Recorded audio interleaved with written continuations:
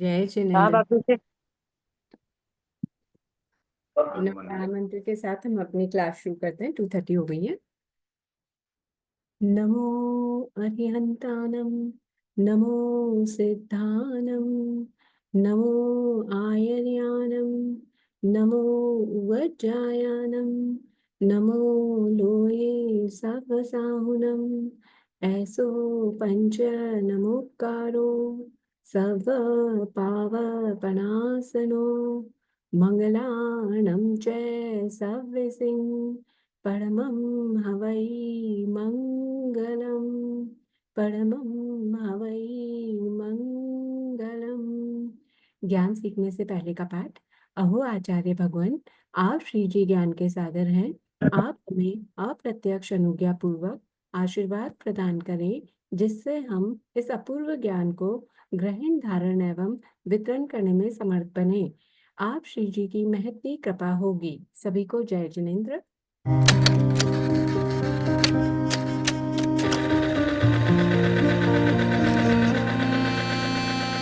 कर्म तत्व की अनुप्रेक्षा से आत्मबोध विकसाए, हम भेद ज्ञान प्रगटाए, हम भेद ज्ञान प्रगटाए। निज आत्म में रमण करें और देह भाव विसराए, हम भेद ज्ञान प्रगटाए, हम भेद ज्ञान प्रगटाए।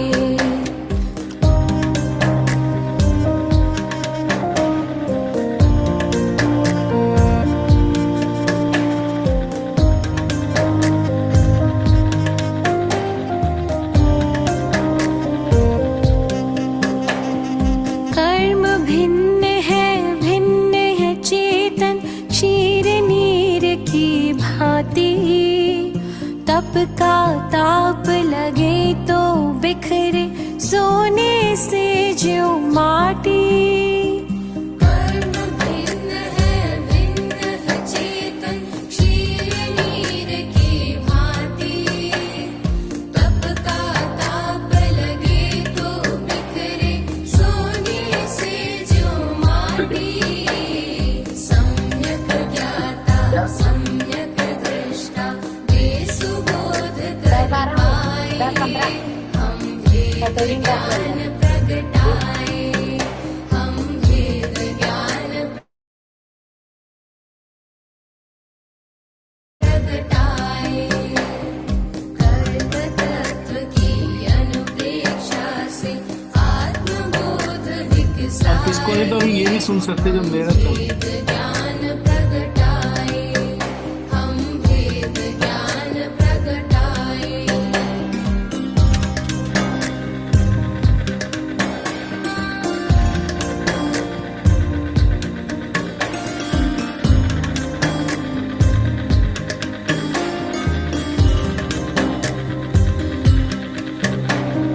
पुण्य भी पत्कल पाप भी पत्कल, कर्म भेद ये सारे।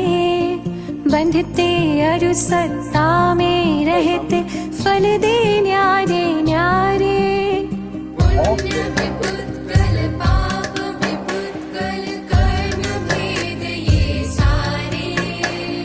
बंधते अरु सत्ता में रहते, फल दे न्यारे न्यारे।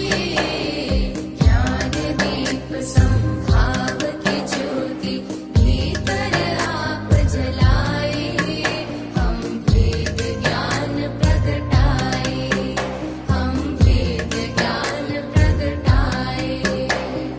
कर्म तत्व की अनुप्रेक्षा से आत्मबोध विकसाए, हम भेद ज्ञान प्रगटाए, हम भेद ज्ञान प्रगटाए।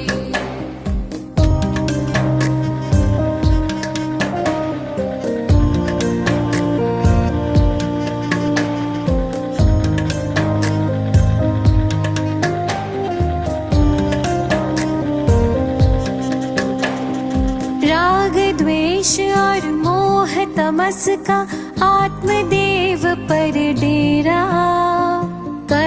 प्रज्ञप्ति को तुम जानो, होगा शीघ्र सवेरा।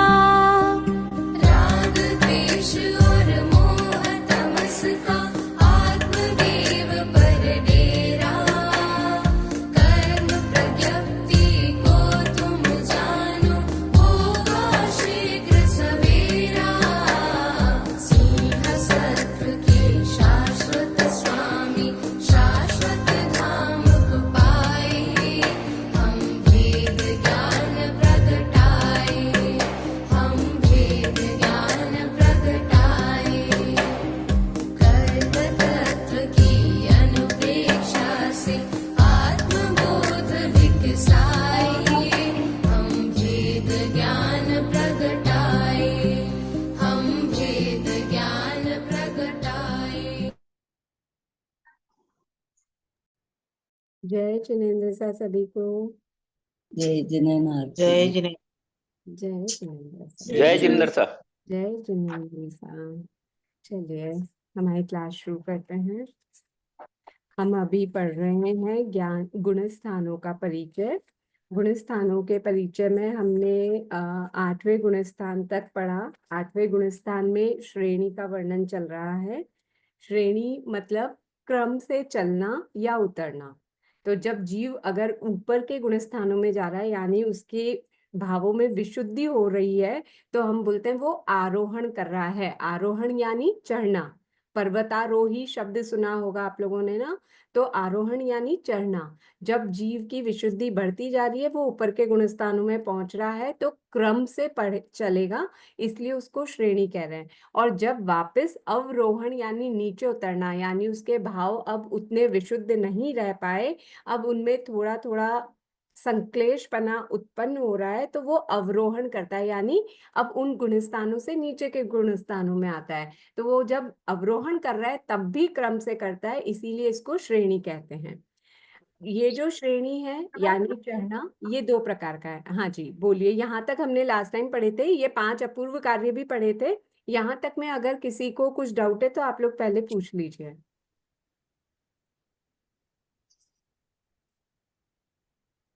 ठीक है, हाँ बोलिए।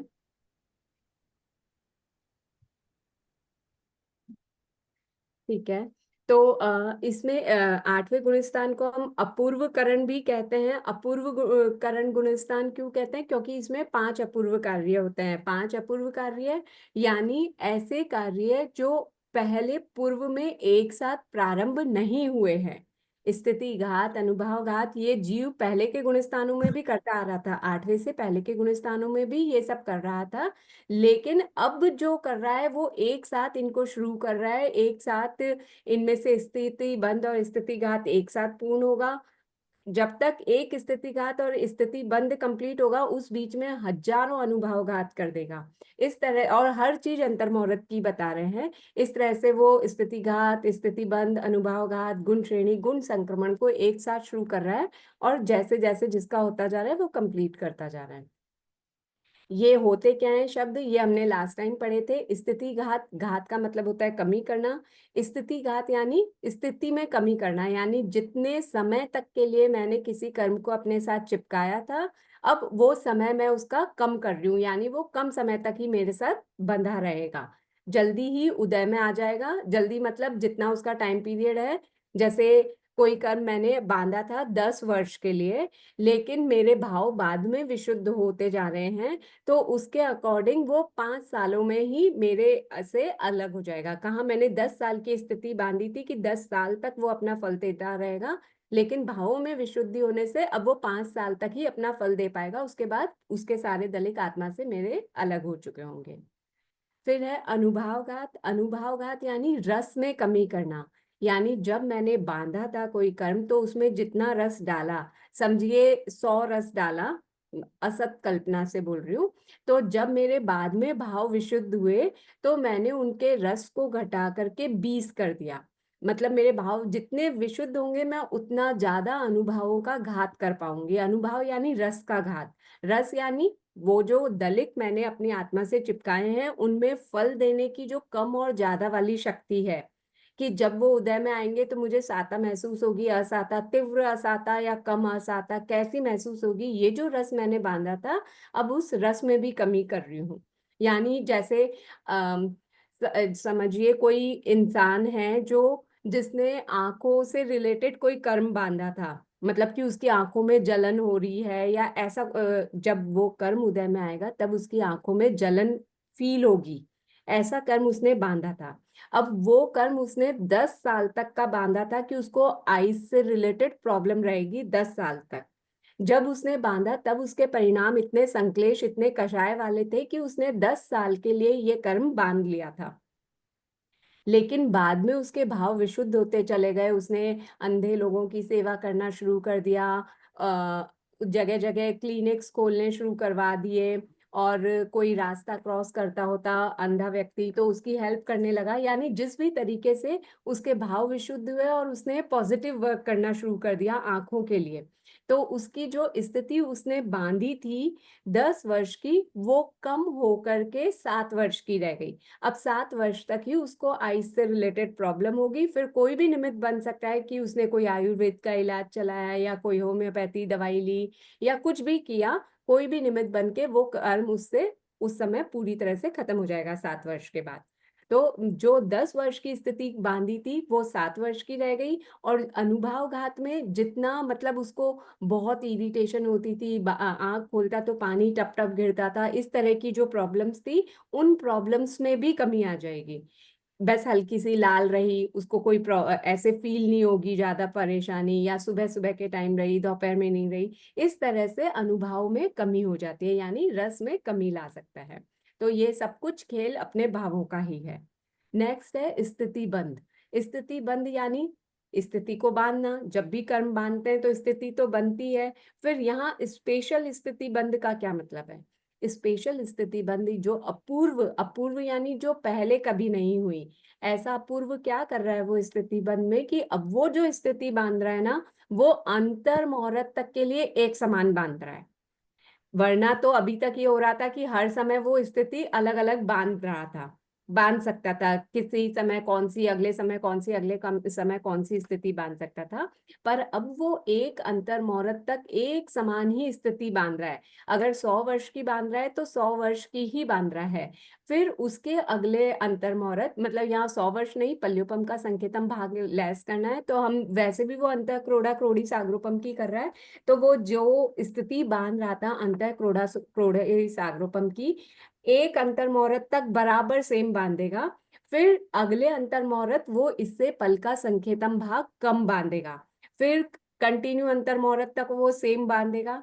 फिर उसके नेक्स्ट अंतर मुहूर्त वो सेकंड वाले से और पल का संकेतम भाग लेस बांधेगा। इसी तरह से प्रति अंतर मुहूर्त वो और कम कम कम स्थिति बांधता जाएगा।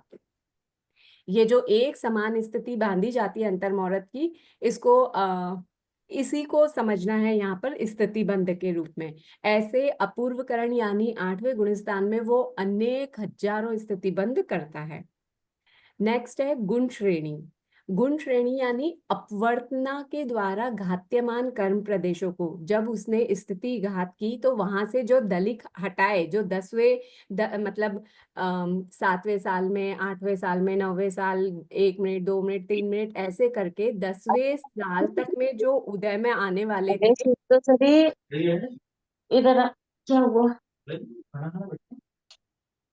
उनकी स्थिति को कम किया। तो वो दलित जिस स्थिति में अब बैठाएगा ना, जैसे 7वें साल में उदय में आने वाले हैं, तो वो 10 वर्ष से आप लोगों को निषेक का चित्र ध्यान है, 10वें वर्ष में जो उदय आने वाले थे वहां से कुछ दलित, हमेशा पूरी स्थिति कभी भी खाली नहीं होगी। जब भी कुछ भी करेगा ना, कुछ कुछ दलितों को लाएगा, करेगा, फिर अगले समय में कुछ दलित लाता है, उनका ही करता है। तो समझिए उसने 5:01 पर पीछे से कोई 20 दलित उठाए, 10 साल की स्थिति वाले, और उनको 8 साल के लिए ले आया कि वो 8 साल तक ही उसके साथ रहेंगे।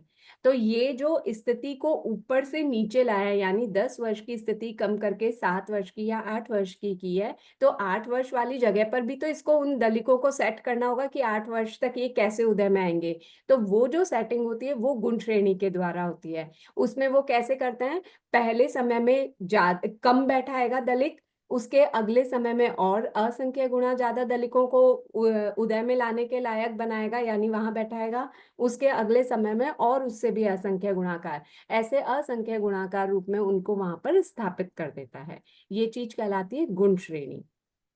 गुण संक्रमण, संक्रमण यानी परिवर्तन करना। परिवर्तन किसमें होगा? सिर्फ जो सजातीय हैं उन्हीं प्रकृतियों में सजातीय का परिवर्तन होता है, यानी ट्रांसफर होता है।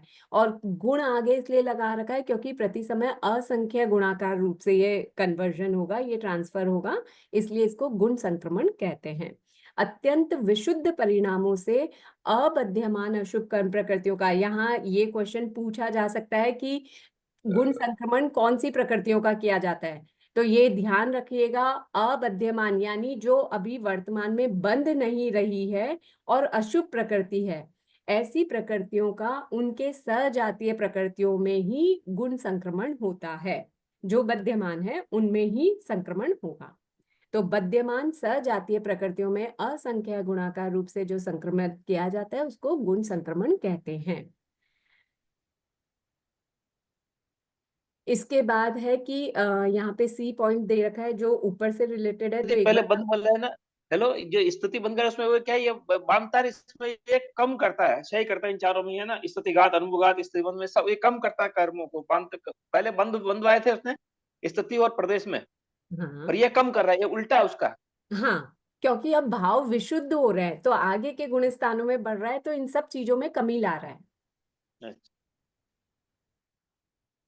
क्योंकि एक जैसे बार जैसे गुण संक्रमण एक बार फिर से बताओ। हाँ, गुण संक्रमण यानी ऐसी प्रकृतियां जो अशुभ है, जो अच्छी नहीं है और अभी बंद भी नहीं रही है। देखिए, आठवें गुणस्थान, अभी आप लोगों का इतना डिटेल नहीं है पर एक उदाहरण के लिए बताती हूँ कि असाता वेदनी है ना, वो छठे तक ही बनती है। छठे गुणस्थान तक ही प्रमाद के हमारे भाव रहते हैं, वहीं तक हम असाता बांध सकते हैं। उसके आगे जब जीव सातवें आठवें नवें आगे के गुणस्थानों में जाएगा ना, तो वो सिर्फ सात वेदनीय ही बांधेगा, असात वेदनीय का बंध नहीं करेगा। तो अगर, और जीव अभी कौन से गुणस्थान में है? हम आठवें गुणस्थान की बात कर रहे हैं ना, ये अपूर्व कार्य है। तो आठवें गुणस्थान में अबध्यमान है, असात वेदनीय, यानी बंध नहीं सकती आठवें गुणस्थान में, अभी नहीं बंध रही होगी जीव के। और अशुभ भी है, असात वेदनीय शुभ नहीं है, अशुभ कर्म प्रकृति है ना। तो अबध्यमान अशुभ कर्म प्रकृति को बध्यमान सजातीय है, सात वेदनीय की असात वेदनीय की, इनकी सहजातीय ये ही एक दूसरे में ही कन्वर्ट हो सकती हैं। एक मूल कर्म की जो उत्तर प्रकृतियां होती है वो आपस में सहजातीय कहलाती हैं। तो अब अगर मैं असात वेदनीय की बात कर रही हूँ तो उसको मैं किस में कन्वर्ट कर पाऊंगी? सात वेदनीय में, लेकिन वो उस समय बंधनी चाहिए। तो हाँ, आठवें गुणस्थान में वही बंध रही है, छठे के आगे से छठे तक, तो पहले गुणस्थान से छठे गुणस्थान तक ये परावर्तमान हिसाब से बनती है, यानी कभी असात बांधते हैं हम, कभी सात बांधते हैं, कभी असात कभी सात, ऐसे बदल बदल के बांधते रहते हैं। लेकिन छठे गुणस्थान के बाद से सिर्फ एक सात वेदनीय ही बंध रही है, उसके आगे ऐसे परिणाम ही नहीं है जीव की असात वेदनीय बांधे। तो पूरे टाइम वो सात वेदनीय ही बांध रहा है जब तक इसका बंध विच्छेद नहीं होगा ना। तो अभी आठवें गुणस्थान में बंध रही है, जो जो इसकी सजातीय है वो है सात वेदनीय। तो उसमें प्रति समय असंख्य गुणाकार रूप से संक्रमित करेगा, यानी जो हमारे स्टॉक में असात वेदनीय के दलिक है, कर्म दलिक हैं, उनको परिवर्तित करके सात वेदनीय के रूप में भोग भोग कर अपनी आत्मा से अलग कर देगा। क्लियर? दीदी एक बार स्थिति बंद का थोड़ा सा वापस समझाइए ना। हाँ, स्थिति बंद, बंद हम जब भी कोई कर्म बांधते हैं तो उसमें स्थिति डालते हैं ना, उसी को स्थिति बंद कहते हैं। यहाँ पर नया क्या स्थिति बंद बता रहे हैं कि जीव जब भी बांधेगा ना तो अंतर मुहूर्त तक एक समान स्थिति बांधेगा, फिर अगले अंतर मुहूर्त वो पहले वाले से पल का संकेतम भाग कम स्थिति बांधेगा और कंटिन्यू अंतर मुहूर्त तक एक समान ही बांधेगा, अभी भी पल का संकेतम भाग हीन। फिर अगले अंतर मुहूर्त तक फिर एक समान बांधेगा, लेकिन सेकंड वाले से और पल का संकेतम भाग हीन बांधेगा। इस तरह प्रति अंतर मुहूर्त वो कम कम कम कम स्थितियों का बंद करता जाएगा और अंतर मुहूर्त तक एक समान स्थिति बांधता जाएगा। इसे स्थिति बंद कह रहे हैं। ये अपूर्व कार्य हो रहा है जो आठवें में आने पर हुआ, इससे पहले ऐसा नहीं हुआ था। ठीक क्लियर? ठीक है। हाँ हाँ। तो ये पांचों अपूर्व कार्य हमने वापस से अभी समझ लिए। हाँ, ये मैं बोल रही थी कि सी पॉइंट और पढ़ना है, तो उसके लिए पहले हम श्रेणी का स्वरूप वाला ये पैराग्राफ पढ़ते हैं, फिर यहाँ पे सी क्यों लिखा है और क्या समझा रहे हैं वो पढ़ते हैं। तो श्रेणी का स्वरूप, श्रेणी यानी पंक्ति, सीढ़ी, क्रम। पहले से सातवें गुणस्थानवर्ती जीवों के लिए एक गुणस्थान से दूसरे गुणस्थान में क्रम पूर्वक जाने का कोई नियम नहीं है। जैसे यथा कोई जीव पहले गुणस्थान से सीधा सातवें गुणस्थान में जा सकता है, परंतु सातवें गुणस्थान से आगे के गुणस्थानों में जीव क्रम पूर्वक ही जाता है। सातवें से आठवें में, आठवें से नौवें में, नौवें से दसवें में, दसवें वाला 11वें में, और फिर गिरेगा तो क्रम से ही गिरेगा। 11 से 10 में, 10 से 9 में, 9 से 8 में, 8 से 7 में, इस तरीके से। तो और अगर वो गिरने वाला नहीं है, वो शपथ श्रेणी वाला जीव है, तो वो कैसे चलेगा? सातवें से आठवें में, आठवें से नौवें में, नौवें से दसवें में, दसवें से 12वें में। 12वें में वो उसका क्रम नहीं टूटा है, 11वां वो टच ही नहीं करता, क्योंकि उसमें वैसी क्वालिटीज नहीं है जो 11वें वालों में होती है। तो वो 10वें से डब्बा सीधा जंप करके 12वें में जाएगा, 12वें मिठाई के का बाद डब्बा में देख के कंपल्सरी है 13वां, मेरे लायक और है। 13वें के बाद कंपल्सरी 14वां, और फिर मोक्ष। तो ये क्रम से ही होता है, इसीलिए इसे जब चढ़ रहे हैं तो श्रेणी आरोहण कहते हैं, और आगे के गुणस्थान यानी 11वें गुणस्थान तक ही जाएगा जीव और वापस नीचे गिरेगा। क्रम पूर्वक ही नीचे के गुणस्थानों में आता है, इसलिए इसको श्रेणी अवरोहण कहते हैं। अब यहाँ सी पॉइंट देकर ये स्पेशल बात बताई गई है कि हम कह रहे हैं कि वो क्रम से ही नीचे आएगा, 11वें से 10वें में, 9वें में, 8वें में। लेकिन अगर वो 11वें गुणस्थान में रहता रहता ही काल कर जाए, समझो उसका आयुष्य वहीं पूर्ण हो गया, तो वो सीधा चौथे गुणस्थान में आ जाएगा। तो यहाँ ये बात कही जा रही है कि ये जो कह रहे हैं कि वो क्रम से नीचे के गुणस्थानों में आता है, ये काल करने वाले की अपेक्षा से नहीं कह रहे। श्रेणी में काल न करने वाले जीवों की अपेक्षा से ये कथन किया गया है कि आगे के गुणस्थानों से जीव क्रम पूर्वक ही नीचे के गुणस्थानों में आता है, इसे श्रेणी अवरोहण कहते हैं। यहाँ तक सबको क्लियर? दीदी ये 10 से 12 में तो जो चला जाएगा उसकी अपेक्षा तो है ही नहीं ना। उसकी अपेक्षा भी श्रेणी ही हुई ना, 7वें से 8वें में, 8वें से 9वें, 9वें से 10वें, 10वें से 12वें, 12वें से 13वें, 13वें से 14वें, 14वें से मोक्ष। नहीं 12वें से गिरते थोड़ी ना। नहीं, गिरने वाली अवरोहण वाली बात 12वें से नहीं है, 12वां हाँ तो 13वें में ही जाएगा। हाँ, ये जो 10 से 11 में गिरेंगे उनकी अपेक्षा बताया है ना। हाँ, अवरोहण वाली बात जो 11वें में जाएंगे उन्हीं की अपेक्षा से। उपशमक श्रेणी वाले ही गिरते हैं, शपथ श्रेणी वाले कभी नहीं गिरते। हाँ, उपसम श्रेणी वालों का ही पूछे, जो गिरेंगे कोई 11 से 10, 10, 9, 8 है ना। हाँ, उपशम श्रेणी में भी 2 प्रकार के जीव हो गए ना, एक अद्धाशय, एक भवशय। भवशय यानी जो वहीं मर गए, जो वहीं पर काल कर गए। तो काल कर गए तो सीधा चौथे गुणस्थान में पहुंच जाएंगे, लेकिन जिनका अद्धाशय हुआ यानी 11वें गुणस्थान का काल पूरा हो गया, तो वो क्रम से नीचे गिरेंगे। ओके दीदी, ठीक।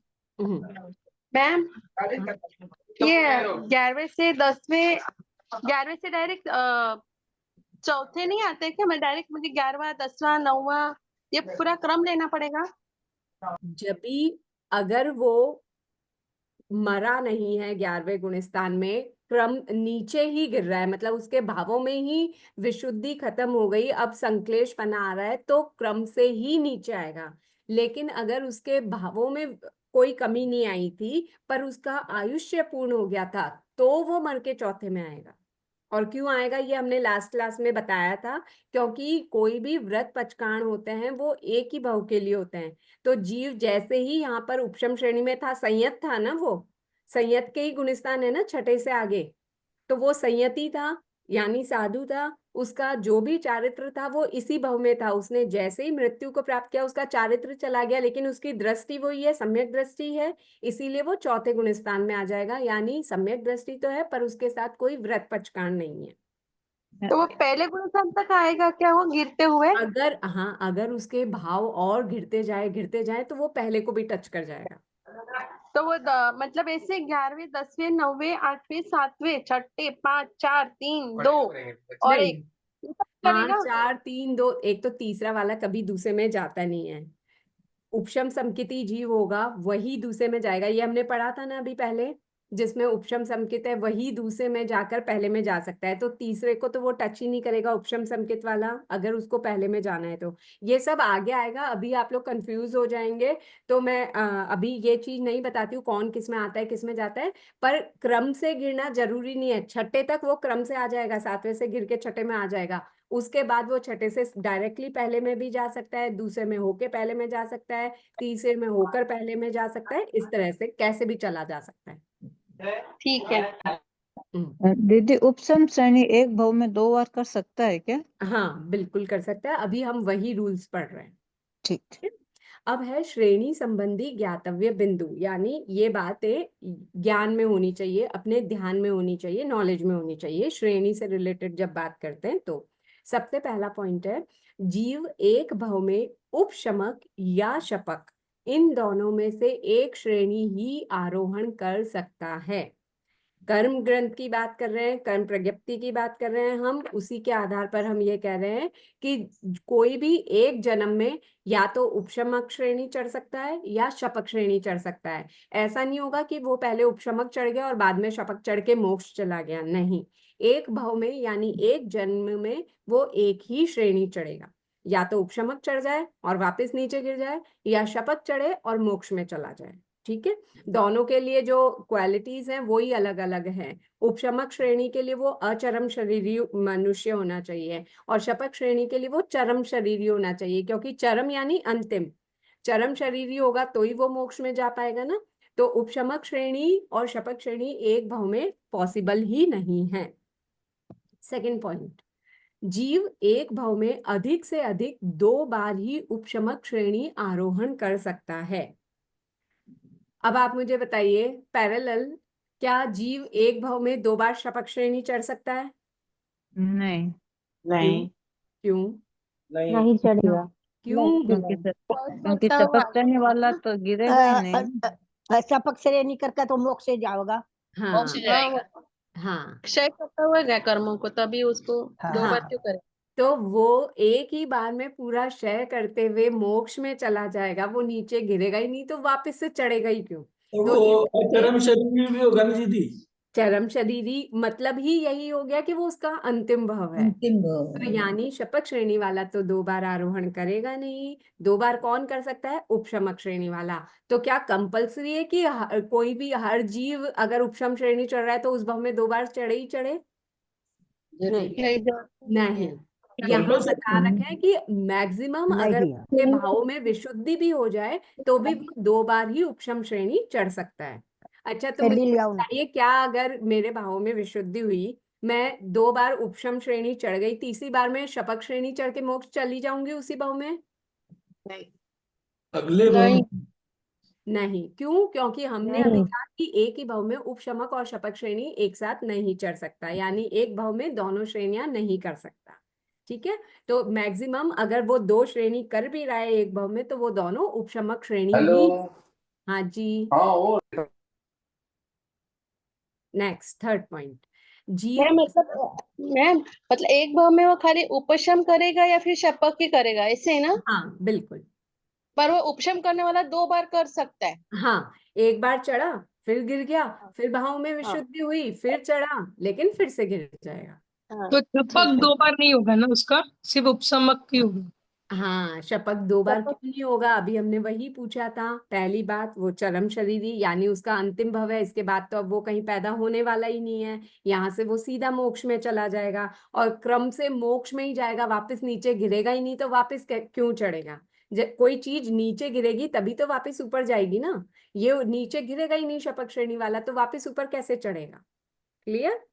उपशम पूरा होने के बाद ही वो छपक श्रेणी करेगा ना।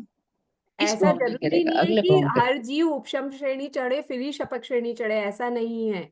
कोई जीव उपशम श्रेणी चढ़ते हैं तो चढ़ने के बाद वो शपथ श्रेणी चढ़कर ही मोक्ष जाएंगे, लेकिन शपथ श्रेणी वालों के लिए कंपलसरी नहीं है कि उन्होंने पहले के भावों में कभी उपशम श्रेणी चढ़ी हो, कोई जरूरी नहीं है, सीधा शपथ श्रेणी चढ़ के भी मोक्ष जाया जा सकता है। ठीक है।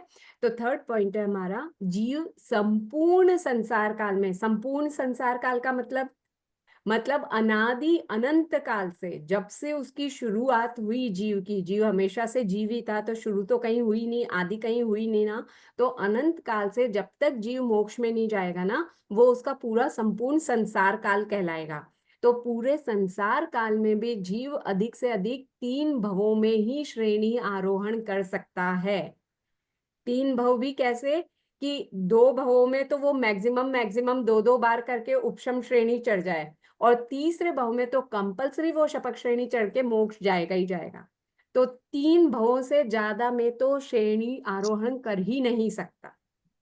उपशमक श्रेणी 2 भवों में आरोहण कर सकता है। अब वो ऐसे भी कर सकता है कि 2 भवों में अगर मैक्सिमम उसने दोनों भवों में उसके भाव एकदम विशुद्ध हुए थे, तो ऐसा कर सकता है एक भव में 2 बार चढ़ जाए, अगले भव में 1 बार चढ़े, तो 3 बार भी हो सकती है।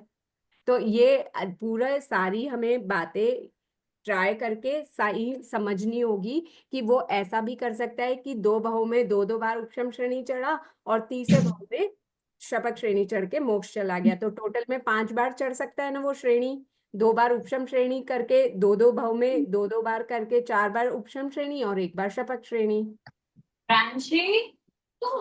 समझ में आ रही है मेरी एक भव बात? के 2 पकड़े, क्या? एक भव के 2 उपशम श्रेणी पकड़े, तो 2 दूसरे भव भव के की 2 उपशम श्रेणी, हाँ 2 उपशम श्रेणी, तो तो टोटल 4 5 हुई। हो गए थे। हाँ, और 5वीं शपथ श्रेणी। पर इधर तो लिखा है एक भव में अधिक से, अच्छा जी 2 बार नहीं करना एक भव में। एक भव में 2 बार उपशम श्रेणी कर सकता है मैक्सिमम। नहीं, 3 भाव में श्रेणी आरोहण लिखा हुआ है, हाँ, तो तीसरे भव में 5 तो उसको बार लिखा शपथ हुआ श्रेणी है। कर कर ही मोक्ष में जाना होगा ना। ओके, नहीं, क्या समझ में नहीं आया, वापस से पूछिए। नहीं मुझे वो थर्ड पॉइंट और फोर्थ पॉइंट दोनों कंफ्यूज हुए, इसमें भी ठीक है, संपूर्ण हम काल एक बार में वापस करते हैं, सुनिए वापस मुझे वो लास्ट के भाव में ही मुझे अधिक, मुझे से 3 भाव करते हैं। करेगा तो वो मोक्ष में चला जाएगा, मुझे लास्ट के भाव होंगे उसके एंडिंग। नहीं, कोई जरूरी नहीं है कि वो लास्ट के ही 3 भव हो, वो कभी भी संसार काल में कभी भी ये वाली दोनों श्रेणियां, उपशम श्रेणियां वाले जो 2 भव है ना, वो उसने पिछले कभी भी किसी भी भव में किए हुए हो, बस अंतिम भव में उसका शपथ श्रेणी करना जरूरी है। अच्छा, ऐसे मतलब बीच में भी कर सकते हैं। हाँ, एक भाव लास्ट के भव कितने समय का हो जाएगा? क्या? एक भाव नहीं, कितने समय का होता है फिर? मैक्सिमम करोड़ पूर्व का लेंगे, क्योंकि मनुष्य का लेना है, श्रेणी चढ़ने वाला है, यानी संयति जीव है, साधु है। युगलिक तो धर्म का पालन करते नहीं है, वो तो साधु बन नहीं सकते। बनेगा कौन करोड़ पूर्व का साधु? तो मैक्सिमम करोड़ पूर्व की आयु वाला हो सकता है, 100 वर्ष वाला भी हो सकता है। तो ऐसा सो करके 2 बार हो जाएगा? हाँ, वो आप ऐसे क्यों काउंट कर रहे हैं, मैं ये बोल रही हूँ थर्ड पूरी पॉइंट और फोर्थ संसार। पॉइंट में हाँ, संपूर्ण काल में अधिक से अधिक 3 भाव में श्रेणी आरोहण कर सकता है, उपसम श्रेणी 2 बार लिखा हुआ है, 2 फिर नीचे भवों वाले में में लिखा लिख हुआ है रखा है। 5 बार। हाँ, सुनिए, 2 भवों में बोल रखे हैं, और ऊपर सेकंड पॉइंट में लिख रखा है कि एक भव में 2 बार उपशम श्रेणी कर सकता है। हाँ, अब कहाँ कंफ्यूजन आ रहा है, आप मुझे ये बताइए, मैं एक बार ये वापस 5 अपनी तो बात 2 समझा। भाव की अपेक्षा से लिखा हुआ है। क्या? 5 तो 2 भाव की अपेक्षा से लिखा हुआ है, एक भाव में तो 2 ही करेगा। 5 3 भवों की अपेक्षा से लिख रखा है। हाँ हाँ, एक भाव में तो 2 ही करेगा मैक्सिमम, में अगर एक एक भव उपशम में करेगा। 2 उपशम श्रेणी कर सकता है, तो 2 भवों में 4 उपशम श्रेणी कर सकता है, और शपथ तो एक ही करेगा। और शपथ लास्ट वाले में ही करना है, तो एक ही बार करेगा, तो 5 हाँ, हो। अब समझ में आ गया, अब समझ में। ठीक। दीदी 2 बार उपसम श्रेणी करके उसी भाव में मैंने शपथ श्रेणी नहीं होगी ना? फर्स्ट पॉइंट पढ़िए, जीव सेकंड एक पॉइंट भाव में में क्लियर हो रहा है ना उपशमक अच्छा, मैडम? या एक एक, शपथ, इन अच्छा दोनों ठीक है, में से एक ही श्रेणी ठीक है, आरोहण कर सकता है। ठीक है, सेकंड ठीक पॉइंट में है। क्लियर हो रहा है सारा कि एक भाव में 2 उपशमक श्रेणी है, तो 2 में 4 हो जाएगा। नहीं वो ठीक है, मेरे को वो शपथ श्रेणी वाला थोड़ा सा हाँ, कंफ्यूजन हो कोई गया। बात नहीं, ओके। आराम से पूछ लीजिए, हाँ, क्लियर होना जरूरी है विषय। अब भी किसी को क्लियर नहीं है तो मैं वापस से 4 पॉइंट बोल दूंगी। जैसे मान लो पहले भाव में ही वो शपथ कर रहा है, तब तो हाँ वो एक ही बार में क्लियर हो जाएगा। हाँ, ये मैक्सिमम है कि अधिक से अधिक कोई जीव करे तो इतनी बार। ऐसा भी तो हो सकता है कोई एक जीव एक भाव में उपशम श्रेणी की, अगले भाव में शपथ श्रेणी करके मोक्ष चला जाए, वो भी 2 पॉसिबल। बार में निकल गया। हाँ, हमें तो मैक्सिमम बता रखा है कि अब चारों पॉइंट वापस एक बार रिवीजन करते हैं कि एक ही भव में वो उपशम और शपथ श्रेणी दोनों नहीं कर सकता, पहला पॉइंट। दूसरा पॉइंट कि जीव एक भव में 2 बार से ज्यादा उपशम श्रेणी नहीं करेगा, ठीक है, एक भव में हम उसको मैक्सिमम 2 बार करा सकते हैं। तीसरा पॉइंट है कि 3 भवों से ज्यादा में उसको श्रेणी नहीं चढ़नी है, तो एक भव तो हमें पूरा सेपरेट अपना शपथ श्रेणी का रखना ही पड़ेगा, उसका वो भव अलग कर देते हैं। और बाकी के जो 2 भव हैं, अभी अभी कहा कि उन्होंने कि अधिक से अधिक 2 बार चढ़ सकता है, तो दोनों में हम 2-2 बार चढ़ा देंगे उसको, तो मैक्सिमम टोटल में वो 5 बार आरोहण श्रेणी कर सकता है, जिनमें से 4 तो उपशम श्रेणी होगी और एक जो लास्ट वाली है वो शपथ श्रेणी होगी। क्लियर? ठीक है सर। जी क्लियर। हाँ मैम हाँ जी, मतलब 3 भाव में 5 5 श्रेणी चढ़ेगा 3 भाव में हाँ मैक्सिमम, हाँ और 3 maximum। भाव में 3 श्रेणी भी चढ़ सकता है। कितना? 3 भाव में हाँ, मतलब 3 भाव में 3 भी चढ़ सकता है, एक में उपशम चढ़ा, फिर थोड़े टाइम बाद फिर अगले भाव में विशुद्धि हो गई, उपशम चढ़ा, और जो अंतिम चरम भव है उसमें वो शपथ चढ़ गया। हाँ ठीक। कम या कुछ फिर भी पॉसिबल है, मैक्सिमम इतना ही पॉसिबल है। उपशम तो 2 बार चढ़ सका है एक भव में, पर हाँ, शपथ श्रेणी एक बारी चढ़े। अब ठीक है। यहाँ ये जो पॉइंट नहीं लिखा हुआ है वो ध्यान देना, उपशम श्रेणी चढ़ना हर जीव के लिए कंपलसरी नहीं है, लेकिन जिस जीव को मोक्ष जाना है उसको शपथ श्रेणी चढ़ना कंपलसरी है, वो शपथ श्रेणी के कंपल्सरी बाद ही मोक्ष जा सकता है। ठीक है, आ जाइए, अब हम आते हैं उपशम श्रेणी और शपथ श्रेणी संबंधी वर्णन। अब चरम के लिए ना शपथ श्रेणी तो हाँ, चरम शरीरी होना चाहिए। ये सब एक एक करके अब हम पॉइंट्स देखते हैं क्या क्या डिफरेंस है दोनों में। तो सबसे पहले उपशमक श्रेणी।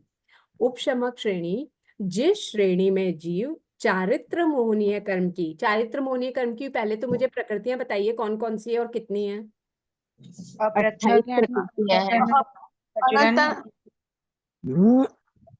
अनंतानुबंधी क्रोधमान मतलब अप्रत्याख्यान क्रोधमान प्रत्याख्यान अप्रत्याख्यान 16 ये कषाय की और 9 कसाई कितनी होगी? ना 12 तो कसाई की 25 है टोटल। 25 ही है पक्का? 28 4 4 16 9 प्रत्याख्यान चतुष्क और संचलन चतुष्क और 9 कषाय। 9 कषाय के 9 इधर 25 चारित्र की 25 होगा मैम, 16 और 9 21 16 नहीं, 9 अनंतानुबंधी चतुष्क नहीं है, 25 है। अप्रत्याख्यान से शुरू, अप्रत्याख्यान चतुष्क, प्रत्याख्यान आवरण चतुष्क, संचलन चतुष्क, 9 ये कषाय। आप लोगों ने 9 मेरा कषाय। क्वेश्चन सुना क्या? मैंने आप लोगों से यहाँ नहीं पूछा कि यहाँ कौन सी 21 प्रकृतियों की बात हो रही है, मैंने तो ये बोला आप लोगों को चारित्र मोहनीय कर्म की कितनी प्रकृतियां होती है, कौन कौन सी? 28 28 चारित्र मोहनीय की होती है कि मोहनीय की होती है? जिन्होंने 28 जवाब दिया है ना, तो 28 मोहनीय कर्म की होती है, उसमें दर्शन मोहनीय की 3 निकल जाती है ना। 25 चारित्र महीने की। अरे सब जन म्यूट हो जाओ, कुछ समझ में ही नहीं आ रहा। अच्छा ठीक है, तो आप बाकी सब चुप हो जाइए, मैं कंक्लूजन बोल देती हूँ ताकि सबको समझ में आ जाए। देखिए, मोहनीय कर्म की टोटल 28 प्रकृतियां होती है, जिनमें से दर्शन मोहनीय की 3 होती है, की 25 चारित्र मोहनीय की होती है। क्लियर? मेरा क्वेश्चन यही तक का था कि चारित्र मोहनीय की होती कितनी प्रकृतियां हैं, तो 25 होती है। अब कौन सी 25 होती है? तो अनंत अनुबंधी चतुष्क, अप्रत्याख्यानी चतुष्क, प्रत्याख्यान दीदी आवाज बहुत स्लो आ रही है दीदी, बाकी सब म्यूट हो जाओ। और आवाज भी स्लो आ रही है, थोड़ी सी आवाज आपकी राइज कर। मैंने 100 पे कर रखा है। मुझे ये बताइए, बाकी सबको भी मेरी आवाज कम आ रही है क्या? नहीं नहीं, आवाज क्लियर आ रही है। म्यूट हो जाएगा। आवाज तो 100 पे कर रखा है, मैंने अपने यहाँ से फुल कर रखी है वॉल्यूम, ठीक है। चलिए, तो अब आप लोगों को ये बात क्लियर है कि 25 चारित्र मोहनीय कर्म की है, जिसमें से हमने अनंतानुबंधी कषाय के 4, प्रत्याख्यानी के 4, प्रत्याख्यानावरण के 4 और संज्वलन के 4, ये 12 और 9 लिए 9 कषाय। हाँ, तो ये हो गई 25। अब हम उन 25 में से 21 प्रकृतियों का उपशमन करते हुए आरोहण कर रहे हैं। मतलब 4 प्रकृतियों की बारे में बात नहीं की, क्यों नहीं की उन 4 प्रकृतियों के बारे में अच्छे से ध्यान से सुनिएगा। उपशम श्रेणी या शपक श्रेणी चढ़ने वाला जीव कुछ क्वालिटीज रखता है, तभी वो ये श्रेणी चढ़ सकता है। या उपशम श्रेणी चढ़ने वाला या तो शायिक सम्यक्त्वी होगा या औपशमिक सम्यक्त्वी होगा। अगर औपशमिक सम्यक्त्वी है, ध्यान से सुनिएगा, बीच में आप लोग नहीं बोले, पूरा ध्यान से सुन लीजिए या नोट कर लीजिएगा। उपशम श्रेणी शायिक सम्यक्त्वी या औपशमिक सम्यक्त्वी जीव चढ़ता है। अगर औपशमिक सम्यक्त्वी जीव चढ़ रहा है तो उसके दर्शन त्रिक का उपशम होगा, अनंतानुबंधी चतुष्क का क्षय हुआ होगा, तभी वो द्वितीयोपशम करता है और फिर द्वितीयोपशम के बाद वो उपशम श्रेणी चढ़ सकता है। तो यानी A4 यानी अनंतानुबंधी चतुष्क का वो क्षय कर चुका है, तो इसलिए अब उसके पास 21 ही प्रकृतियां बची। 25 में से मैं अगर अनंतानुबंधी चतुष्क की 4 कम कर दूंगी तो 21 प्रकृतियां ही 21 बचेगी होगा। पीछे। हाँ जी। उन 21 प्रकृतियों को अगर उपशम करते हुए, उपशमाते हुए, दबाते हुए वो आरोहण कर रहा है, यानी आत्मा में विशुद्धि हो रही है, लेकिन उसने इन प्रकृतियों का अपने से दूर नहीं किया, दबा रखा है, अंदर स्टॉक है पर उदय में नहीं है उसके, न प्रदेशोदय है न विपाकोदय है, तो वो जीव आगे चढ़ जाएगा, चढ़ते चढ़ते 11वें तक पहुंचेगा, वो उपशमक श्रेणी जीव कहलाएगा। अगर वो शायिक सम्यक्त्वी जीव है जो उपशमक श्रेणी चढ़ रहा है, कुछ इसमें रहती हैं शर्तें, वो शर्तें कंप्लीट करेगा तो ही शायिक सम्यक्त्वी उपशमक श्रेणी चढ़ेगा। अगर वो शर्तें लागू नहीं हो रही है तो वो अंतर मुहूर्त में शपथ श्रेणी चढ़ जाता है शायिक सम्यक्त्वी जीव। शायिक सम्यक्त्वी किसे कहते हैं? शायिक सम्यक्त्वी, 1 मिनट मेरी बात कंप्लीट होने दीजिए। शायिक सम्यक्त्वी जिसने दर्शन सप्तक का क्षय कर दिया हो। दर्शन सप्तक में कौन कौन? दर्शन की 3 प्रकृतियां और अनंतानुबंधी की 4, ये 7 प्रकृतियों का क्षय कर देता है जीव, तो वो शायिक सम्यक्त्वी कहलाता है। अगर शायिक सम्यक्त्वी ने पहले से आयु बंद कर ली, शायिक संकेत प्राप्त हुआ, उससे पहले वो आयु बांध चुका है या फिर तीर्थंकर नामकर्म का बंध प्रारंभ कर चुका है वो, तो फिर क्योंकि अगर तीर्थंकर नामकर्म का बंध किया है तो उसको तीसरे भाव में तीर्थंकर के रूप में पैदा होना ही होगा, यानी आगे के भाव बाकी है, तो वो उस भाव में शपथ श्रेणी नहीं चढ़ सकता। और अगर उसने आयु बंद कर लिए तो अगले भाव में भी उसको आयु के अनुसार पैदा होना ही पड़ेगा, तो इसलिए भी वो शपथ श्रेणी नहीं चढ़ सकता है। तो अगर उसके भाव में विशुद्धि हो रही है शायिक सम्यक्त्वी जीव के, तो वो उपशम श्रेणी चढ़ जाएगा। तो दोनों प्रकार के जीव उपशम श्रेणी चढ़ सकते हैं, औपशमिक सम्यक्त्वी भी और शायिक सम्यक्त्वी भी, और दोनों ने ही क्योंकि अनंतानुबंधी चतुष्क का ऑलरेडी क्षय किया हुआ है, इसीलिए उपशम श्रेणी में बाकी हम बोल रहे हैं कि 21 प्रकृतियां बची जिसको वो उपशमाते हुए आरोहण करेगा। और वही शपथ श्रेणी के पास ऑलरेडी दर्शन सप्तक यानी अनंतानुबंधी चतुष्क और दर्शन त्रिक ये ऑलरेडी क्षय हुए हैं, यानी अनंतानुबंधी चतुष्क 25 में से क्षय हुआ है चारित्र मोनिय का, वो भी 21 को क्षय करते हुए ऊपर चढ़ता है। अब आप लोग पूछिए किसका क्या डाउट? हाँ सर। औपशमिक उपशम शायिक का आप बोली है ना, औपशमिक और उपशम सेम ही है ना? हाँ, लेकिन यहाँ देखिए उपशम समकित और उपशम श्रेणी दोनों अलग बात है। उपशम समकित के गुणस्थान 4 से 11 हैं, उपशम श्रेणी के गुणस्थान 8 से 11 हैं। 8 से 11 या 8 से 10, हाँ है ना? तो क्लियर हुआ?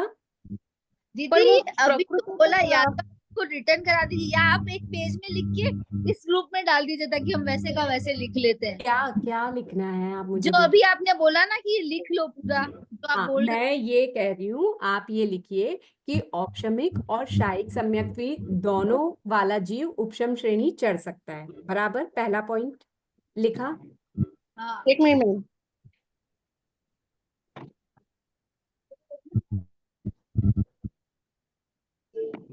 ये 21 प्रकृतियां कैसे आई ना, ये समझाने के लिए मैं आप लोगों को बता रही हूँ। अगर बेस समझ में रहेगा ना तो आपने रटा नहीं भी होगा तो आप खुद निकाल करके कर सकेंगे। यस। औपशमिक और शायिक उपशम श्रेणी चढ़ सकता है। औपशमिक और शायिक सम्यक्त्वी लगाइए साथ में, उपशम समकिती जीव या शायिक समकिती जीव उपशम श्रेणी चढ़ सकता है।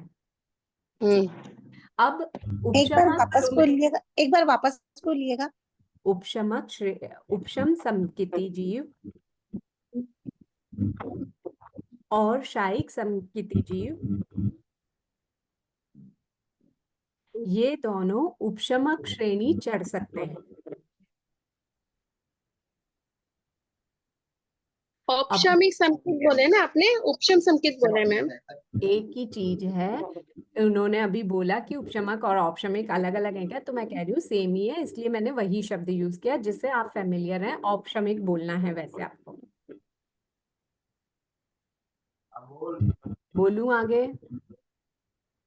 तो अब ये जो औपशमिक सम्यक्त्वी है, औपशमिक यानी उपशम संकेती वाला, वो या तो प्रथमोपशम करता है या द्वितीयोपशम। प्रथमोपशम का मतलब होता है, ये सिर्फ समझ लीजिए अब आप, प्रथमोपशम जब मिथ्यात्व से आता है ना जीव और पहली बार उपशम संकेत प्राप्त करता है, उसको प्रथमोपशम कहते हैं। जब जीव ने पहली बार संकेत प्राप्त की, ठीक है, उपशम संकेत प्राप्त की, उसको प्रथमोपशम कहते हैं। और जब यहाँ जीव श्रेणी में चढ़ने वाला है, उससे पहले वो द्वितीयोपशम करता है।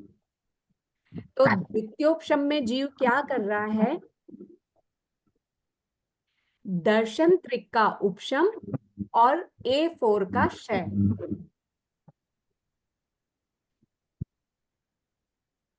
औपशमिक है इसलिए अनंतानुबंधी चौक और दशंतिक का क्षय करेगा। हाँ, क्योंकि वो औपशमिक जीव है और उसमें भी औपशमिक में भी द्वितीयोपशम वाला जीव है।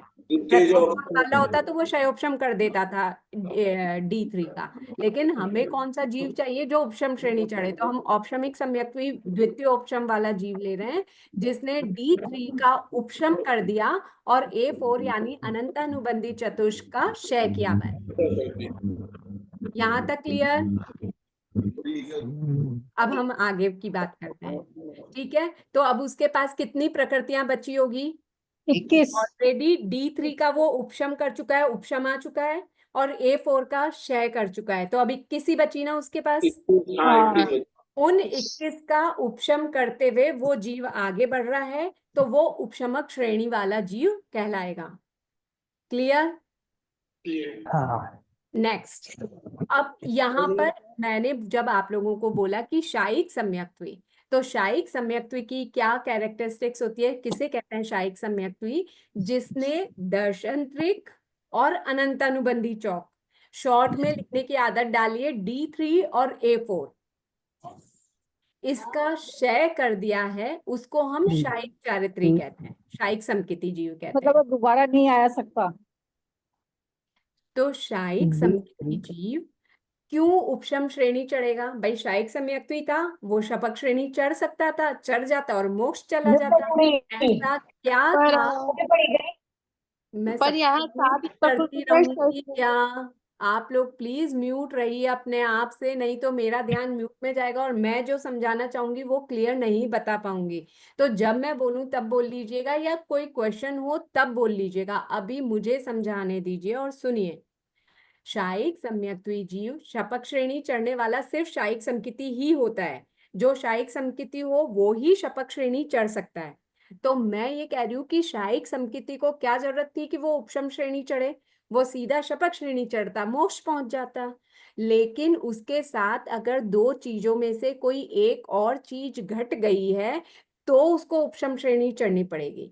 कौन सी दो चीजें? कि शायिक समकिती जीव है यानी D3 A4 का क्षय कर चुका है, क्षय करने से पहले अगर उसने आयु बांध ली, यानी कोई जीव था उसने आगे की आयु बांध ली, समझो नरक आयु बांध रखी है, और बाद में उसको बुद्धि आई, समकित प्राप्त हुआ, शायिक समकिती हो गया, तो क्या करेगा?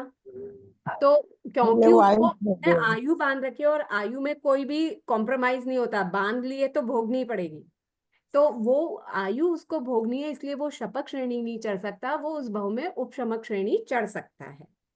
ठीक है, पहला पॉइंट। दूसरा पॉइंट कि उसने जब उसको शायिक समकित आई उससे पहले उसने तीर्थंकर नाम कर्म का बंध प्रारंभ कर दिया। 20 बोल बताए हुए हैं ना तीर्थंकर नाम कर्म के बंध के, उन 20 बोलों में से उसने कुछ भी किया जिससे उसके तीर्थंकर नाम कर्म का बंध होना शुरू हो गया। तो पहले बंद होना शुरू हो गया, फिर उसको शायिक संकेत आई। तो क्योंकि तीर्थंकर नामकरण बांधा है, तो जिसने बांधा है वो भोगेगा भी ना।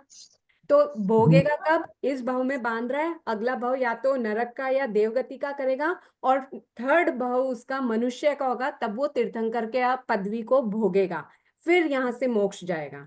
तो यानी उसके अभी और भाव बाकी हैं, तो वो शपथ श्रेणी तब भी नहीं चढ़ पाएगा ना, शायिक संकेत करते हुए भी।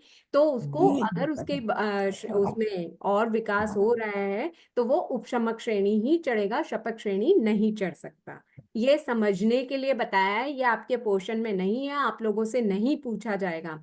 पर क्यों शायिक सम्यक्त्वी जीव होकर भी उपशमक श्रेणी चढ़ रहा है, ये रीजन है।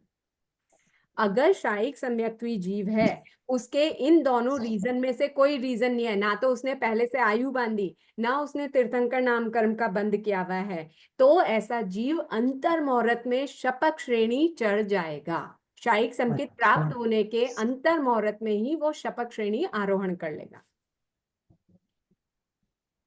यहाँ तक की बात आप सबको क्लियर है?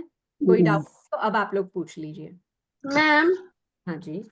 ऐसे जरूरी तो नहीं हो शायद संकेत तो उपशम श्रेणी चढ़ना ही है उसको? नहीं नहीं, कंपल्सरी नहीं है।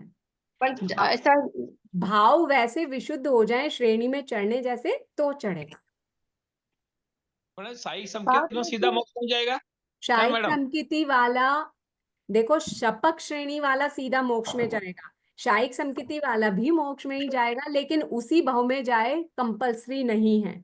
अगर वो शपथ श्रेणी चढ़ा तो उस भाव में जाएगा, नहीं तो जैसे आप लोग बोलते हैं ना कि ये अपने श्रेणी के राजा वगैरह अभी नरक में है, लेकिन शायिक सम्यक्त्वी जीव है, हाँ वासुदेव, कृष्ण वासुदेव का हाँ, शायिक तो ये शायिक संकेती हैं, लेकिन अभी भाव कर रहे हैं ना, आगे आके वापस एक भाव करेंगे, फिर मोक्ष में जाएंगे ना। तो शायिक संकेत कभी खत्म नहीं होता है ना? नहीं, कभी आने खत्म के नहीं बाद होगा? कभी नहीं जाएगा। क्यों नहीं जाएगा? क्योंकि उसने D3 और A4 का क्षय कर दिया है, तो अब वापस से ये प्रकट नहीं हो पाएंगे। मतलब अभी जो सॉरी, मैंने आपको म्यूट कर दिया था। नहीं, आपकी आवाज नहीं आ रही, अनम्यूट करके बोलिए प्लीज। आईफोन यूजर, हाँ बोलिए।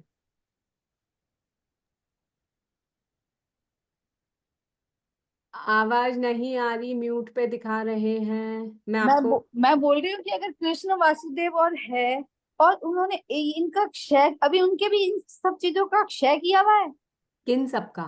ये अभी D3 और A4 का। हाँ, तभी वो शायिक सम्यक्त्वी कहलाए, उन्होंने उनका क्षय करके रख दिया, अच्छा, इसीलिए वो शायिक सम्यक्त्वी कहला रहे हैं, क्योंकि D3 और A4 का क्षय ऑलरेडी कर चुके हैं। मैडम ये हम लोग भी कर सकते हैं शायिक संकेत? हम लोग भी शायिक कर सकते हैं? तो मोक्ष में जा सकते हैं, दिक्कत क्या है? बस किस भाव में वो कैसे हमें, भावों हाँ की विशुद्धता मैम। पर अभी शपथ श्रेणी चढ़ने के लिए जो उन्होंने खाली 7 प्रकृति क्षय की है, बाकी प्रकृति तो बाकी है उनकी, बाकी श्रेणी की चढ़ेगी तब बाकी है। करेंगे ना। हाँ हाँ, बाकी अगर वो उतनी भी शपथ श्रेणी वाली क्षय करते जाएंगे तो फिर तो उसी भाव में मोक्ष हो जाएंगे, है ना। तो अब हमें और एक और क्या मेन पॉइंट पे ध्यान देना है कि उपशमक श्रेणी वाला तो 21 को उपशम किया, उपशम श्रेणी चढ़ गया। शपथ श्रेणी वाला 21 तो क्षय कर ही रहा है चारित्र मोनीय की, साथ के साथ में वो अन्य प्रकृतियों का भी क्षय कर रहा है। कौन? जब वो शपथ श्रेणी चढ़ता है ना, तो और कुछ प्रकृतियों का भी क्षय करता जाता है। वो और प्रकृतियां कौन सी होती है? वो नाम कर्म की 13 होती हैं और दर्शनावर्णीय की 3 होती हैं, टोटल 16 प्रकृतियां और दूसरी होती है, उनका भी क्षय करते हुए शपथ श्रेणी चढ़ता है। तो यानी टोटल में हमें क्या कहना है कि शपथ श्रेणी में जीव चारित्र मोहनीय कर्म के अलावा अन्य अनेक कर्म प्रकृतियों का भी क्षय करता है। ठीक है, रिद्धि हाँ, मेरे को 13 और 3 दर्शनावर्णीय की स्त्यानर्दी त्रिक होता है ना, हाँ वो दीदी वही आपने 16 प्रकृतियां। हाँ, डी ट्रिक को एक ही पॉइंट समझ रहे हैं क्या? कौन से को? दर्शन त्रिक को एक पॉइंट माने एक की वो प्रकृति समझ रहे हैं, अनंत अनंत अनुबंधी का तो 4 ही समझेंगे ना। नहीं, तो D3 को भी 3 समझिए ना। जब हम D3 की बात कर रहे हैं ना, तो हम 28 में से बात कर रहे हैं। हाँ तो 28 में से मैं D3 के 3 अच्छा कम कर ठीक है, दूं। हाँ हाँ, तो 21 बच गई, ठीक है। हाँ, है ना। और A4 की 4 कम कर दी 28 में से, तो ठीक 4 और ठीक, 3 7 कम की 28 में हाँ से, हाँ, इस बच ठीक गई। ठीक ठीक। अब हमारा सेकंड पॉइंट, पहला पॉइंट सबको क्लियर होगा, समझ के चल रही हूँ, अगर कुछ भी है फिर भी क्वेश्चन तो पूछ लीजिए। अब है हमारा सेकंड पॉइंट, चारित्र मोहनीय कर्म का उपशम करने वाले 8 से 10 गुण स्थानवर्ती जीव उपशमक कहलाते हैं। यद्यपि 8वें गुणस्थान में जीव चारित्र मोहनीय कर्म की किसी भी प्रकृति का उपशम नहीं करता, तथापि जिस प्रकार भविष्य में राजा बनने वाले राजकुमार को भी राजा कहा जाता है, उसी प्रकार 8वें गुणस्थानवर्ती जीव को उपशमक या उपशामक कहा जाता है। समझ में आई बात? हम क्या कह रहे हैं? हम ये कह रहे हैं कि जीव 8वें से 10वें गुणस्थान में जो उपशम श्रेणी चल रहा है उसको हम उपशमक जीव कहेंगे। लेकिन 8वें में नेक्स्ट क्वेश्चन जब आप उपशम श्रेणी पढ़ेंगे तो आपको पता चलेगा कि 8वें में तो उसने किसी भी प्रकृति का पूर्ण रूप से उपशम नहीं किया, अभी तो उपशम आना चालू कर रहा है। ऐसा नहीं है कि उपशम एक समय में हो जाए, मैंने उपशम किया मतलब बस सब दब गई, नहीं, इनमें टाइम लगता है दबाने में। तो उसने प्रक्रिया शुरू कर दी थी 8वें में इन 21 प्रकृतियों को उपशमाने की, लेकिन इनका उपशम 90वें में होता है, और पूरी तरह से मतलब जो संज्वलन लोभ रहता है उसका होता है 10वें में। तो पूरा 21 का क्षय अगर पूछा जाएगा तो वो 90 और 10वें में ही हुआ, 8वें में तो किसी का भी उपशम नहीं हुआ पूर्ण रूप से। तो यहाँ पे कह रहे हैं तो फिर 8वें वाले को क्यों उपशमक कह रहे हो? तो ये कह रहे हैं कि जैसे जो भविष्य में राजा बनने वाला होता है राजकुमार, उसको भी पहले से अगर राजा कह दिया जाए, तो उसी प्रकार से जो 90 10वें में उपशम करने ही वाला है, क्योंकि उसने काम तो शुरू कर दिया ना 8वें में, तो इसलिए इस अपेक्षा से उसको 8वें गुणस्थान में उपशमक कहा जाता है। क्लियर? नेक्स्ट सेम बात चारित्र शपक श्रेणी के लिए। हाँ कुसुम जी कुछ पूछ रहे हैं?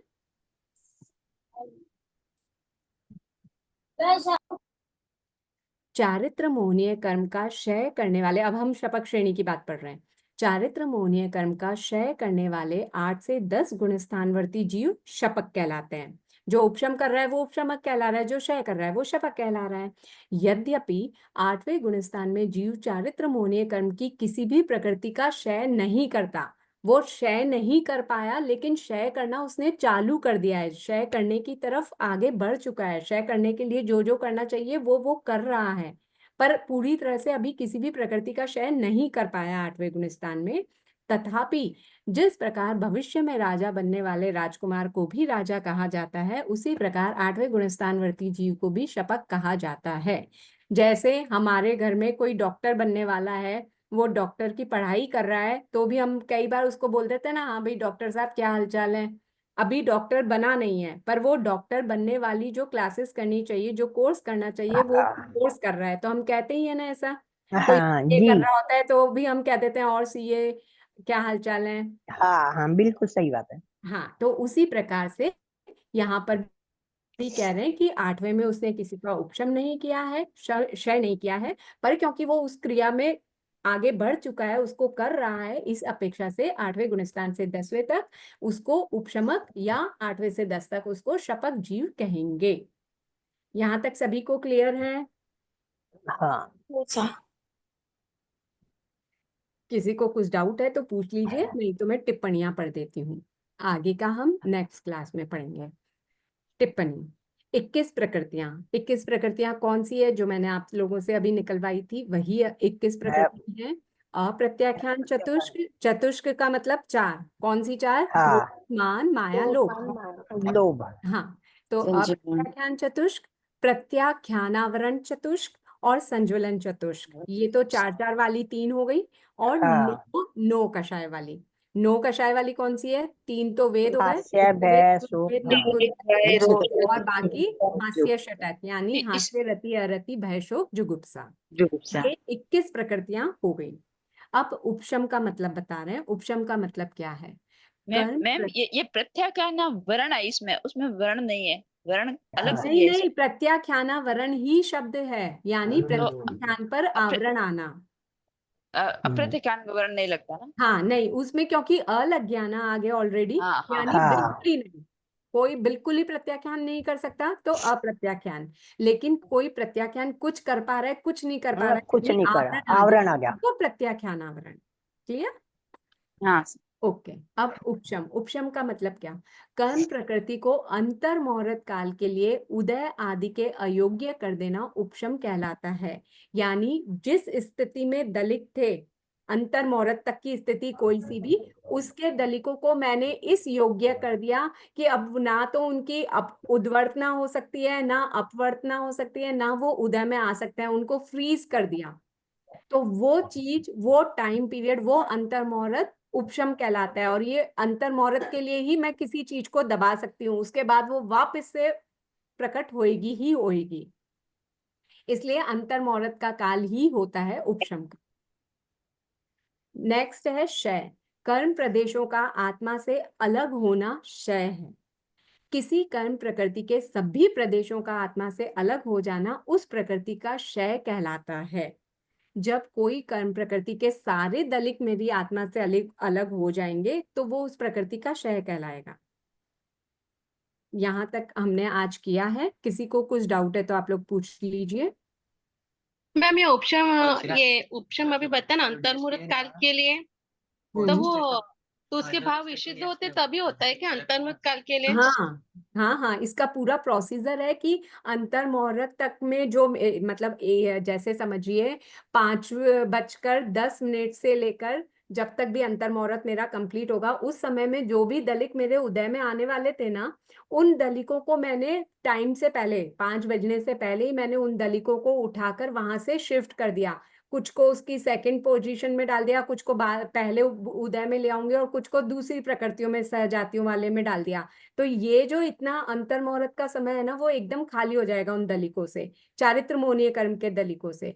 तो उस समय चारित्र मोहनीय मेरे उदय में नहीं आएगा, ना प्रदेशोदय में ना विपाकोदय में। जब 5 बज के मैंने बोला उतना टाइम होगा, तो चारित्र मोहनीय का वो कोई भी प्रकृति मेरे उदय में नहीं आएगी। वो समय मेरा उपशम चारित्र का कहलाएगा। इसका मतलब ये उपसर्ग के अंदर वो अयोग्य कर देता है, बंधु को अयोग्य करता ही है ना। हाँ, उपशम में वो उदय के अयोग्य कर देता है, यानी मतलब कोई भी आप दलित तो ही आप तो नहीं है। नहीं, कभी आप तो सकते हैं वापस दोबारा। हाँ, अंतर मुहूर्त होते ही वो दोबारा आएंगे ही आएंगे, कंपलसरी है। क्योंकि कोई चीज को आप अंतर मुहूर्त तक के लिए दबा रहे हो, उसके बाद वो वापस प्रकट होंगे ही होंगे। तो अंतर मुहूर्त तक में वो उदय में नहीं आएंगे, फिर जैसे ही अंतर मुहूर्त कंप्लीट होगा ना, वो सब खुल जाएंगे, तो वो इससे अनुपस्थित हो जाएंगे, वो फिर आ जाएंगे उदय में। इससे फायदा क्या होता है? फायदा कुछ वापस नहीं है। आपकी आपने आत्मिक शांति प्राप्त की अंतर मुहूर्त के लिए, वो शांति प्राप्त की जो आपको बाद में मिलने वाली है। मतलब तो इतनी आत्मिक शांति प्राप्त की, वितरागता का अनुभव किया आपने उस अंतर मुहूर्त के लिए, जिसके लिए आप मोक्ष में जाने वाले हो, उसका ट्रेलर वहां मिला आपको। लेकिन परमानेंट मिले जब है ना, ये तो चढ़िए ना शपथ श्रेणी, करिए ना मेहनत, क्षय करिए ना। क्यों उपशम किया, क्यों दबाया? पूरी तरह से कर्मों को अपने आत्मा से दूर करते थे तो शपथ श्रेणी चढ़ते थे, तो परमानेंट मिल जैसे जाता था। हम लोग अपन लोग सामायिक करते हैं, सामायिक में फिर ऐसे होता है, ये अंतर्मुहूर्त तक शांति मिलती है मिलनी सामायिक। चाहिए, सम भाव में रहेंगे तो मिलेगी। इधर उधर का कुछ नहीं सोच के मुझे तो मेरा स्वाध्याय करना है, ये पढ़ेंगे ना, तो देखिए कितनी शांति फील होगी। अच्छा, ठीक है, और किसी का कोई डाउट? जय जिनेन्द्र सर। हाँ सर, बार बार हो सकता है क्या ये क्या हो सकता है? अंतर्मुहूर्त काल के लिए? सॉरी, क्या हो सकता है अंतर मुहूर्त काल के लिए? पर आपने कहा था 5:10 के अंतर्मुहूर्त के लिए कुछ हाँ तनिक ऊपर लिए नीचे किए और उस अंतर्मुहूर्त काल के विशुद्ध रहे, तो ऐसे हाँ, मतलब एक ही भाव में कितनी बार कर सकते हैं ऐसे? एक भाव में 2 बार किया जा सकता है। वो जो अभी हमने उपशम श्रेणी पढ़ी थी ना, वो तो श्रेणी है, हाँ तो श्रेणी के लिए लागू पड़ रहा है, मतलब ये भाव में हाँ, शुद्ध रहना वो नहीं आता है क्या? भाव में नहीं नहीं, भाव में विशुद्धि रहेगी ना, तो भी वो उपशांत अध्याय टाइप का कहलाता है। वहां पर उस समय पर कोई दलित नहीं रहते, पर वो 11वां गुणस्थान वाले ही हुआ। तो आप श्रेणी चढ़ के ही वो 11वां गुणस्थान प्राप्त कर सकते हो, वो वितरागता का अनुभव कर सकते हो, वो फील कर सकते हो आप, आत्मिक शांति अनंत। लेकिन उसके लिए तो पहले साधु बनना पड़ेगा ना, तब पहुंचोगे यहाँ तक। ठीक है सर, चलिए ज्ञान सीखने के बाद का पाठ बोलते हैं हम, उसके साथ अपनी क्लास एंड करते हैं। अहो आचार्य भगवान, यह आप श्री यह ज्ञान हमारे भीतर में विनय की अभिवृद्धि करे, सरलता का विकास करे, सहनशीलता को बढ़ाए, हम पात्रप्रह बने, अनासक्त बने, पांचों इंद्रियों पर विजय प्राप्त करके वीतरागता का वर्ण करें तथा परिपूर्ण सामायिक में लीन हो जाएं। इसी के साथ में आप में से किसी का दिल दुखाया हो तो मिच्छामि दुक्कडम और आगम जय जिनेंद्र। बहुत जय जिनेंद्र सर। आपके ज्ञान की बहुत बहुत अनुमोदना करते हैं। आप बहुत अच्छा सिखाते हैं, जय बताते हैं। जिनेंद्र। जय जिनेंद्र। धन्यवाद बहुत बहुत धन्यवाद सर। जय बहुत अच्छा